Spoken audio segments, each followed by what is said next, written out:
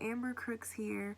So while reading the Disposition Self-Assessment survey, I came across two dispositions in particular that I think that I possess already, and they will make me a successful teacher. So the first disposition is educators should promote and support curiosity and encourage active inquiry. I believe as a teacher, you should always feed your students hunger for knowledge and always make sure that they stay curious about learning and want to learn new things.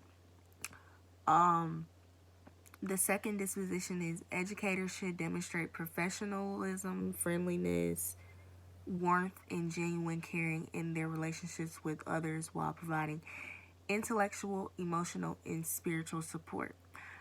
I think that this disposition is really important because, yes, you're there to teach content and have a content level of learning. However, it is important to be mindful that students do need that friendliness and they need genuine caring and support to be successful as well.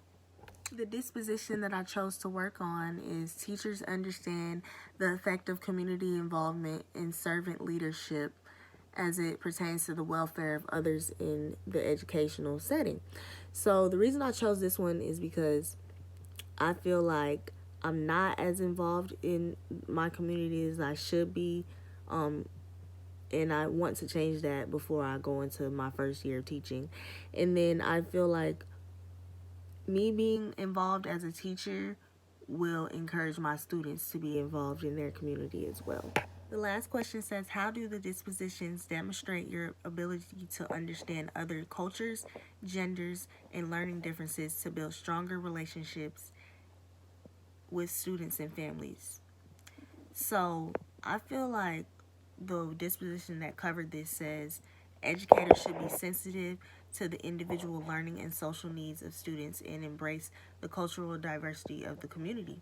So I definitely agree with this one because you have to be aware. You have to be aware of your students and their cultures and why certain content might offend somebody or why certain content that you're teaching might be sensitive, and just be aware of things like that. And the last part of the question says, how do potential bias affect teaching? I feel like as a teacher it's not realistic to be biased. Like, you cannot be a biased educator because you have to have an open mind and know that all of your students matter, all of their cultural backgrounds, and anything, even more than cultural backgrounds, everything matters.